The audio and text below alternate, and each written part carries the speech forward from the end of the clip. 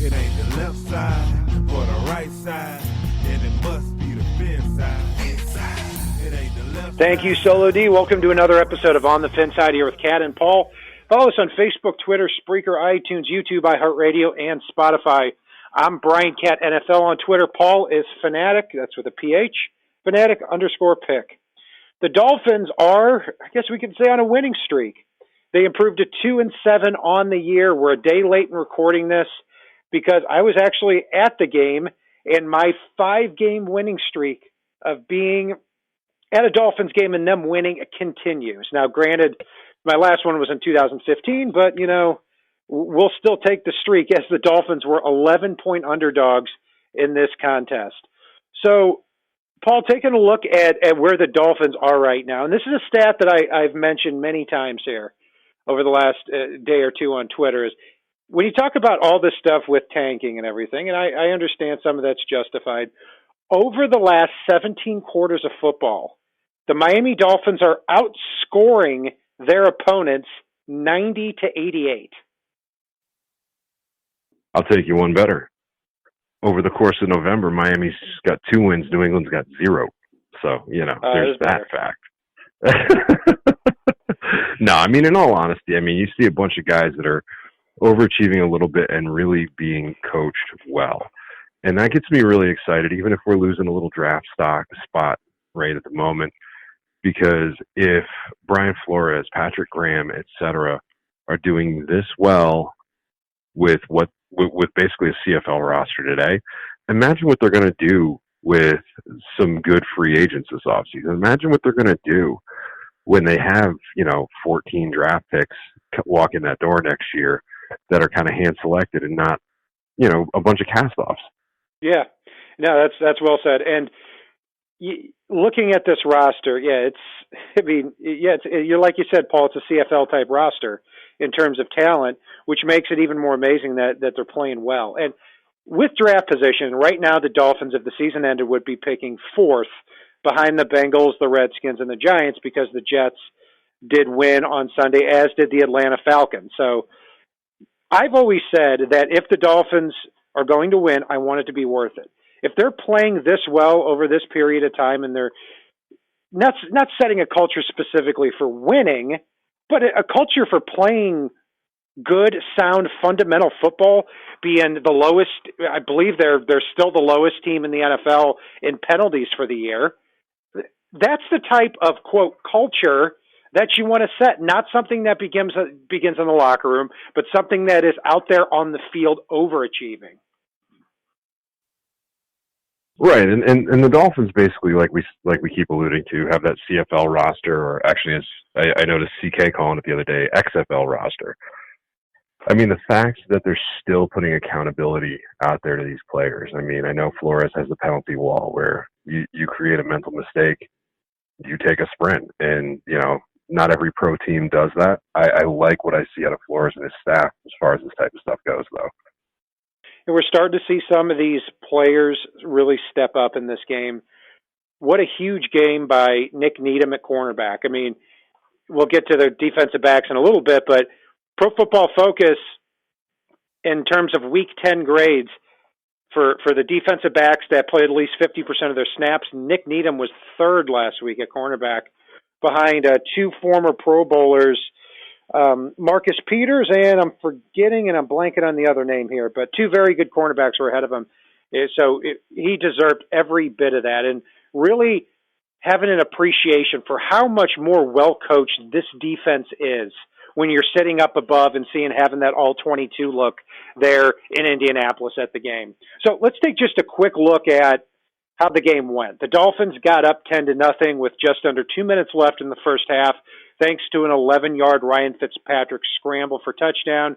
The Colts finally got on the board halfway through the third quarter with a 25-yard Adam Vinatieri field goal. They made it 10-6 with another Vinatieri field goal at the end of the third quarter. On the first play of the fourth quarter, the Dolphins up 10-6. Ryan Fitzpatrick throws a bad interception. Colts on a short field put up their first touchdown of the game. Missed extra point by Adam Vinatieri makes it 12-10, and the Dolphins put 2 field goals on the board at the end of the game to make it 16-12 final. So certainly not a pretty game, but when you go into Indianapolis, a team that is 5-4 and very much in the thick of the playoffs right here, it didn't, and then to come away from that game saying the Dolphins were leading for all of but a couple of minutes in the game, very, very gutsy performance. Oh, absolutely. I mean, I think the penultimate moment in this one was when Ryan Fitzpatrick entered the concussion protocol 4 minutes after and lost his damn mind. You see Brian Flores losing his mind. And really, there was so much emotion and heart that you saw from these players. And I love that you brought up Nick Needham. I know you remember, some of our listeners might remember, when we did our undrafted free agent show, Nick Needham was one of the guys that I remember talking about a great deal when he and a few others were there. And I remember talking about the fact that, surprisingly, I thought a starter could potentially come out of this bunch. So seeing Nick rise to the occasion was absolutely amazing. I mean, don't get me wrong, I still want UConn's own Byron Jones in the offseason, but I think Nick Needham's a hell of a piece, especially with a defensive coordinator and head coach that like to go with, 5 defensive back look a lot. Yeah, and Needham is a perfect example of that. And, yeah, we were high on him when he came out of college. But during the preseason, man, was he the one getting picked on game in and game out in practice and in games. And he was cut from the roster. The Dolphins didn't bring him back in the practice squad. Then just very recently put him on the practice squad and then promoted him quickly to the active roster. But since then, every time he's gotten on the field, that number 40 has played very, very well. So, Paul, let's start out on the offensive side of the ball. Obviously, the defense, this was their game. But on offense there, Ryan Fitzpatrick at quarterback, not a great stat line, 21 for 33, 169 yards, no touchdowns, an interception. He also ran for a touchdown, and he had a couple of other runs too. In the first half, he was 17 for 24 for 122 yards, no touchdowns, no picks. And in the second half, got a little uglier, 4 for 9, 47 yards, and a really bad interception where he was pressured off the left side by after poor blocks by Jamarcus Webb and Michael Dieter. Forces a throw. Darius Leonard picks it off, but definitely something he shouldn't have thrown anyway. But we expect that 1 or 2 games, I think, out of Ryan Fitzpatrick. What I like is he has a good chemistry with Devontae Parker. He's a very see the ball, get the ball type of quarterback. When he sees something, he gets it out. He sees that single coverage.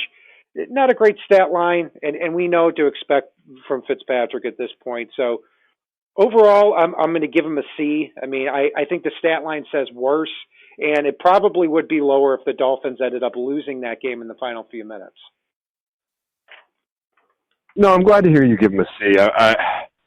I mean, it was a gutsy but not very great performance. I mean, we're seeing something kind of cool with Ryan Fitzpatrick, somebody that's always been a nuts and guts type of quarterback. And, he's going to be all or nothing, you name it. And what we're seeing right now is he's really becoming a gutsy game manager, which it's got me a little bit torn on the future with Fitzpatrick at the moment. I don't think he's long-term the answer, but if Miami moves themselves out of position to get the quarterback that they want in the next draft, I'd be okay with Fitzpatrick leading the offense if he's willing to be that gutsy game manager in the future. That would be an interesting discussion as we go along because, if the Dolphins find themselves in a spot where, like what happened in 2011, where they start 0-7 and then finish the year 6-10, and they're picking 8th, well, if say Tua and Joe Burrow go 1-2, I don't want to have to take a quarterback just to say we did. And I think that's if the Dolphins keep winning a few of these games, I think that's a discussion that may start to take place as we go along here. So, yeah, either way, I want Fitzpatrick back on the roster last year because if you cut him, then you're going to spend the $5.5 million that you saved trying to go out and find probably another Ryan Fitzpatrick because I'm totally fine as well with Josh Rosen seasoning on the bench for a couple more years where the pressure's off him a little bit more as we continue to build an offensive line around who may ever play quarterback. So, yeah, I'm going to go with a C, Paul. I think I may have missed your grade there. I'm going with a C as well, and I actually want to bring something up real quick because you brought up Josh Rosen. said a lot to me and spoke very big volumes, the fact that he came in that game, and even on third down with the game on the line, they didn't trust him to throw the ball once. Not once. No play action, no nothing. I don't know at this point if Rosen really has a future in Miami with this coaching staff. It was very telling. So loudly to me. So it's one other question before we move on from quarterback. I know we're talking about this game, but just out of curiosity, I know I put a question to the board out on Twitter. What would your thoughts be if Miami truly did double down on the quarterback spot? Say they're in position to grab Tua or Burrow, but essentially go like the Redskins did a few years back when they drafted RG3, and when the Redskins doubled down with Kirk Cousins in the mid-rounds. What would your thoughts be if Miami were to double down with, say, a Burrow or Tua and a Jordan Love? Yeah, it really depends where they're going. I'm always in favor of taking a quarterback as a value pick in the middle rounds. I'm looking more at those 3 or 4 fifth rounders that they have. And, your boy Gardner Minshew went in the 6th round this past year. So it really depends who's there. I don't think I would go like first round, second round, or probably not even first round, third round. But when you start getting into the 4th, 5th round, that's when I become a little bit more open-minded about that. Like you said, Redskins took RG3 first. And in 2012, and then in the 4th round, they take Kirk Cousins. A lot of other examples of that, too. I mean, I remember the Packers one year took a quarterback named Brian Brom in the 2nd, and then took Matt Flynn in the 7th round, and Flynn turned out to be the better quarterback. Redskins did the same thing with Keith Schuler years ago, and then took Gus Frerotte in the 7th round. So I'm always in favor of that when the situation presents itself. But if you're talking a 2nd or 3rd round pick, where I think Jordan Love is going to go, then I probably would opt for a skill position player, but it'd be tempting. Yeah, no, I'm right with you on that. I mean, definitely it would have to be a 4th, 5th, or 6th rounder. I will remind you, the last 2 times I've said I expected Miami to double down on a position. A couple years ago, it was defensive tackle in the late rounds. Miami took Davin Godchow and Vincent Taylor. Also, Mike Gesicki, Durham Smythe, Miami did that as well. So I'm bringing up the double down again. I might be 3 for 3 on this one. All right. Well, we'll keep an eye on that as we get into the draft.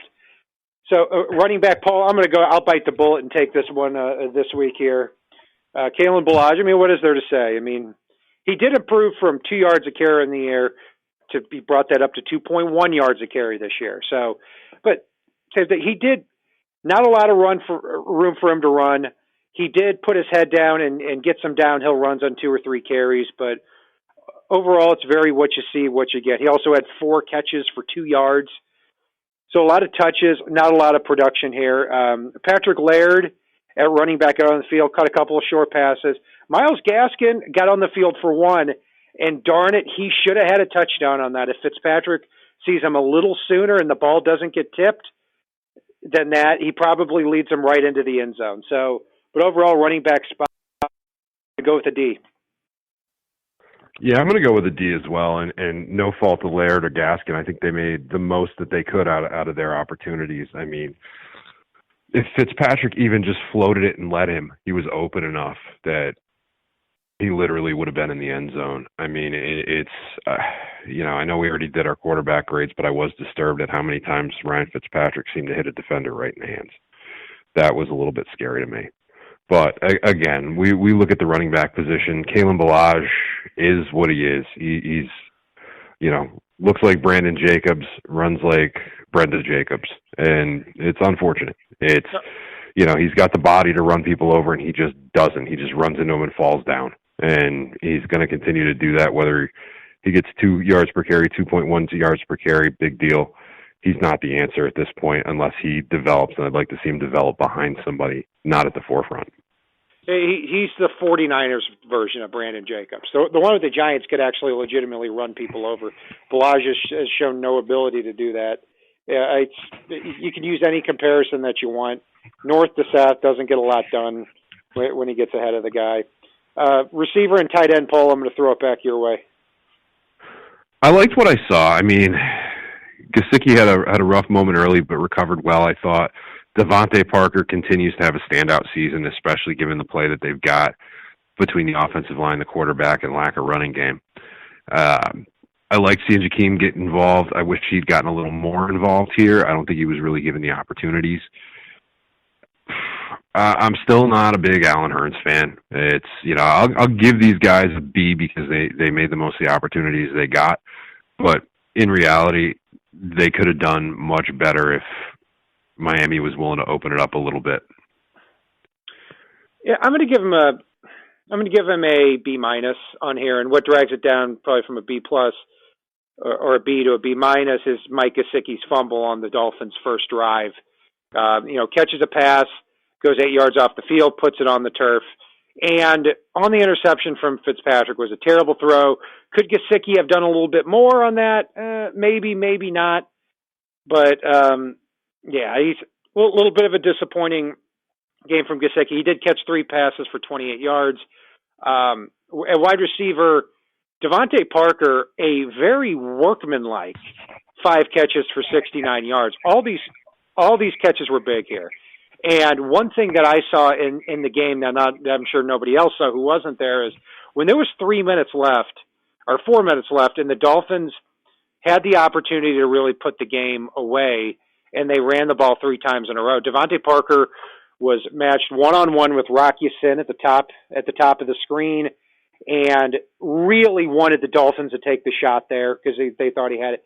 And during commercial break, Devontae Parker was irate that the Dolphins didn't take that shot. And you don't think of it that much out of Devontae Parker, but it's another sign that Brian Flores and this coaching staff has reached him a little bit more. I think he's got about 425 yards on the year. What a coup it would be with this quarterback situation in this type of year to get to 1,000 yards for Devontae Parker. You have him on a free agent deal next year, about $5 or $6 million. Preston Williams not being here really hurt too. I mean, you couldn't get those king-size receivers on the outside, but Allen Hurns and Jakeem Grant did a pretty good job in this game. Hurns had 2 catches for 30-plus yards. Jakeem Grant had a nice 4th down catch where he caught it and scampered for 10. That made a big difference in the game. So with Gesicki's fumble, I'm going to give him a B minus. Offensive line, it might have been the best game of the year for several people. Jesse Davis, Deanne Kilgore in his return, and Michael Dieter played a pretty good game except for a few blocks. But we're looking for anything's better than anything right now for Dieter. At left tackle, Jamarcus Webb continues to be a train wreck. I mean, I was reading PFF stats here because we're doing the show on not on a Sunday night. He had 41 pass block attempts. In those 41, he allowed 1 sack, 2 quarterback hits, 5 hurries, 8 pressure, and had a penalty. And you take a look at that interception, you're going to see Jamarcus Webb gets destroyed at left tackle. I can see a scenario where if the Dolphins can really hit on right tackle, and that's why we bring up Jack Conklin, you force those resources to the center and right guard positions. But Jamarcus Webb really is a nightmare at this point.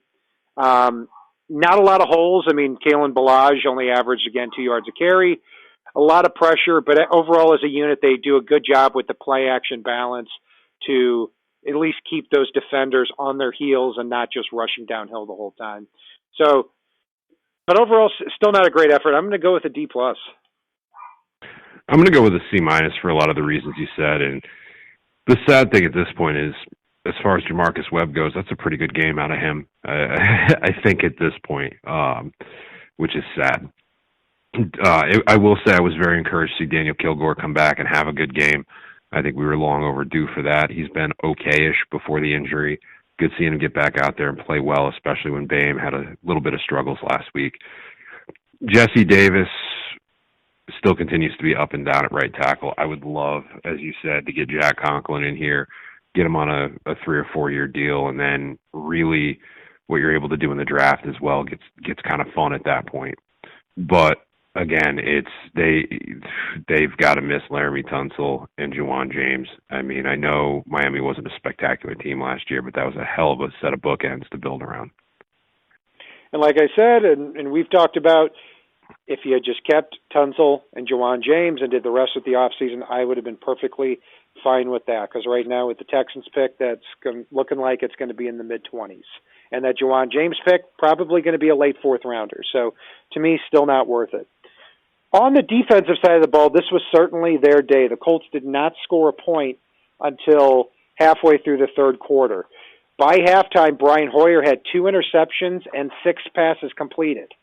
Running backs, Marlon Mack has had a hell of a year, and he did okay in this game, but this is the second week in a row that the Dolphins defense has held a very good running back. Last week with Le'Veon Bell, this week with Marlon Mack, to under 4 yards a carry. So kudos to them on that. Paul, I'm going to throw it to you here first on the Dolphins front seven and what you saw.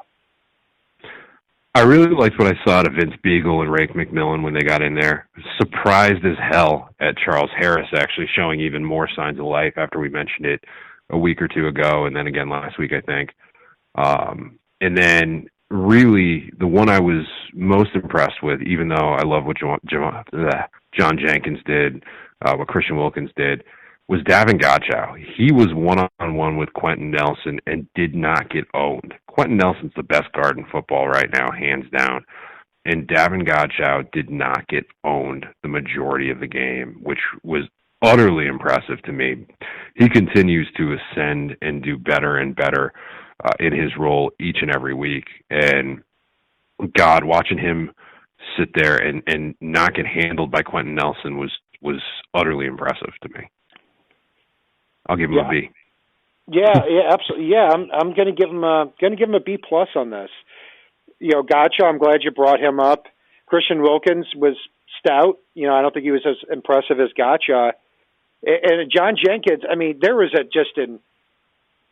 not one of his better games, but there was an unbelievable play. I think it was about halfway through the third quarter where he, from the hash mark to the sideline, tracked down Marlon Mack. I mean, who is a very fast running back.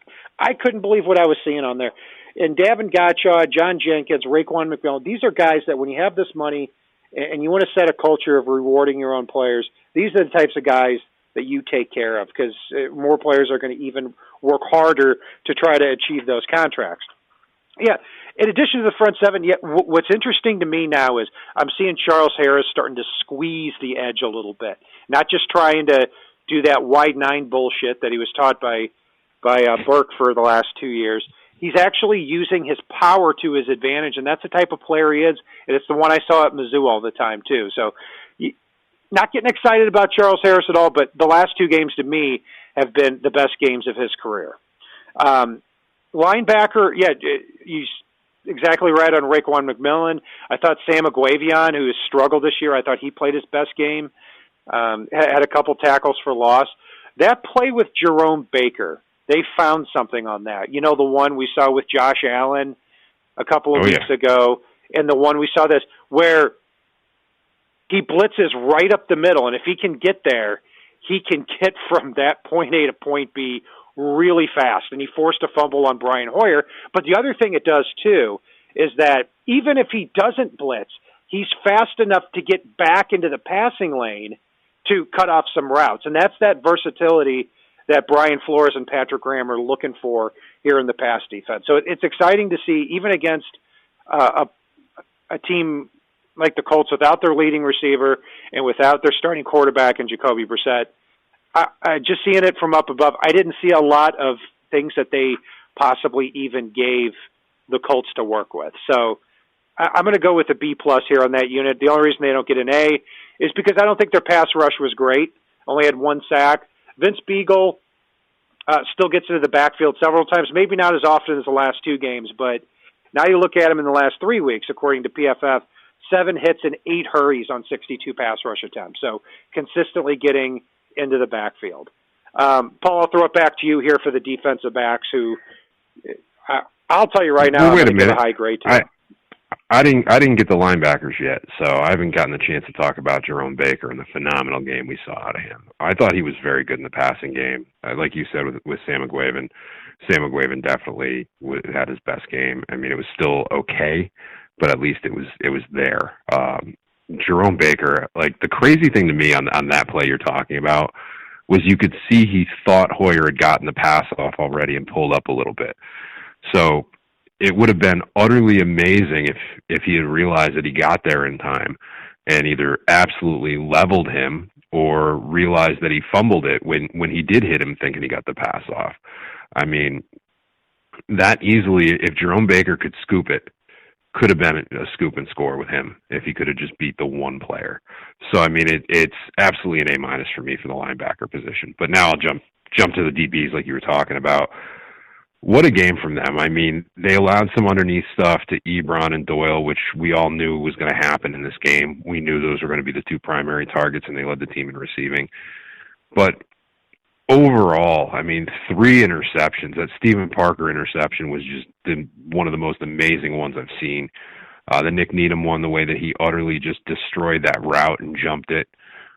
You just look at what the secondary was able to do in this game, and really with a no-name secondary for the most part. Eric Rowe continues to develop at safety, and Bobby McCain, he's getting better and better each week at that deep safety role, no matter what anybody wants to say about it. So that is the unit on this team that absolutely gets an A for me. I am going to go with an A as well, and I think it might be the first A that either one of us have given this year in Week 10. I could be mistaken. I know it's the first one I've given all year. But yeah, at defensive back, Brian Hoyer finishes the game 18 for 39, 204 yards, a touchdown, and 3 picks. And I know a lot of our listeners are going to be like, well, it's Brian Hoyer. What do you expect? Well, got news for you.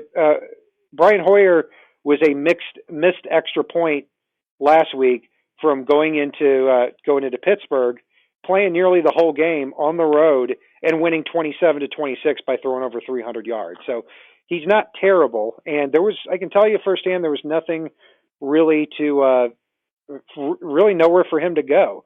Even in those 204 yards, a lot of them came in the last drive, and 2 of those were miracle 20-plus yard catches. So hell of a game from the defense all around. Yeah, Needham was the star. Stephen Parker, if he doesn't rip that ball away from Eric Ebron in the end, who knows how that game goes? Because up to that point, the Dolphins had their first drive of the game fumbled, and the Colts drove the length of the field. If they score on that drive, the stadium's rocking, and this game could turn out to be a runaway really quickly because we know the Dolphins aren't great playing from behind. Also, too, Eric Rowe at safety plays every snap.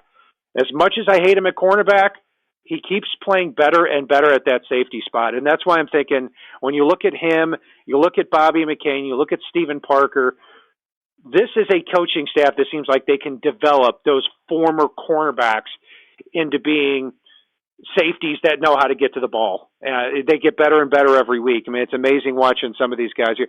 Ken Crawley, who the Dolphins picked up, I love this signing because I thought he was a little out of place with the Saints in more of a zone-heavy scheme. He played bump and run, played 40 snaps on the outside, and I don't know if he had a pass catch caught off him. So hell of a effort there overall by the defensive backs. I'm excited to see what happens when Xavier Howard returns.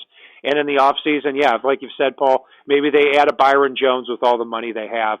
We can expect them to at least add some defensive backs. But now when they do add those defensive backs, like Xavier Howard returning or a Byron Jones, you feel confident you got the depth there. And this game was certainly a great step forward here toward that. So we'll see how they handle Buffalo next week. Overall, on special teams, Paul, we've talked a lot of times about 1 week. It seems like there's a unit that lets them down all the time. And they let up a 20-something yard return to Chester Rogers a little bit later in the game that could have really hurt him because the Colts started off at midfield at that point. But good to see Jason Sanders bounce back. Hits 3 field goals, 48-yarder, a 48-yarder, and a 47-yarder. Matt Hawk had a solid day, nothing crazy, but it's good to see some consistency forming out of him. And they had Marcus Shales back there in punt return, and I liked seeing him back there. He's somebody who's been in the league for a while with the Vikings, and just seeing him back there returning punts, he does what's needed. He catches the ball. He rarely fumbles, knock on wood, and he takes what's given to him. That's what I like, and that's something that I don't think Jakeem Grant was doing enough of. So special teams, I'm going to go with an A-. I'm going to go with an A- as well, and again, for a lot of the reasons you mentioned. But, I mean, it truly does bring me an appreciation for Jason Sanders, despite a little bit of struggle at times this year. When I watched the 49ers game and watched their kicker, whether he was signed off the street or not, kick the ball into the damn tunnel. When I watch Adam Vinatieri, who's missed 5 field goals and 6 extra points, including one in this game this year, already halfway through the season. When I look around the league and just see the alarming rate of missed extra points and field goals this year, it does give me a little bit more appreciation for Jason Sanders. I'm not in love with Sherrill's returning the punts, but at the same time, I'm okay with it. I'll go with the A- as well here. And I'll throw it back to you. Who's your player of the game, and who's the player you're putting on the Coke bus for the bad player of the game? Yes, you gave it to me, so I get to steal this guy first, so I hope you got a second. Nick Needham. I mean, guy that's cut in the preseason, doesn't make the practice squad, gets signed to the practice squad, gets elevated, works his tail off, and comes out here, plays, I believe, every snap in this game, pulls away his first interception, does not look overmatched in the slightest in this game, leading that no-name secondary out there. Absolutely, Nick Needham, player of the game for me. As far as my Coke Bus player of the game, I got to go Jamarcus Webb. He just got eaten alive. I don't care if it's Justin Houston and a few others on the other side of the ball. You still got to at least hold your own. And he just continues to fail. And when his best effort is that bad, he's absolutely marching his way right into the Coke Bus. Yeah, I'm going to go with Needham would have been my top guy, but yeah, I've got a few other ones in mind here. I'm going to go with Devontae Parker at wide receiver because I think it's a big drop off from one guy to the next, but I can't get over that. Even though 5 catches for 69 yards, so many of them were big. And you look at when the Dolphins were barely hanging on to a 13-12 lead with about 6 minutes left in this game, Devontae Parker caught 2 very clutch passes. I think there were 21 and 17 yards. And he's showing discipline in his route running too, believe it or not, where he's able to sit inside that zone and run it just deep enough so that Fitzpatrick can fit the ball in there. And I again, just being at the game, I liked the frustration I saw at the end of the game when he wanted to take control of the game and put it away at the end. Overall, it turned out to be a good decision, but I like seeing the discipline and the tenacity out of him. As far as my Coke Plus player of the game, yeah, you picked the 2 I would have taken. I also would have gone with Jamarcus Webb. So I'm going to go with Mike Gesicki, very simply because the beginning of that game, he really had the opportunity to put the Dolphins in a hole, and it didn't really very much make up for it throughout the rest of the game by getting open. So, yeah, it's hard to pick the second one, but I'm going to go with Gesicki in this one. And that will do it for our breakdown of the Miami Dolphins. Indianapolis Colts matchup. Dolphins win 16-12 at Lucas Oil Field. You can follow Paul and I on Facebook, Twitter, Spreaker, iTunes, YouTube, iHeartRadio, and Spotify. I'm Brian Cat NFL on Twitter. Paul is fanatic_pick. That's fanatic with a PH. And if it's not on the right side and it's not on the left side, it is on the FinSide. Solo D, take us home. It ain't the left side or the right side, and it must be the FinSide. It ain't the left side or the right side, and it must be the FinSide. Listen, Dolphins fans across the land all tuning in to see what Brian Cat and Paul about to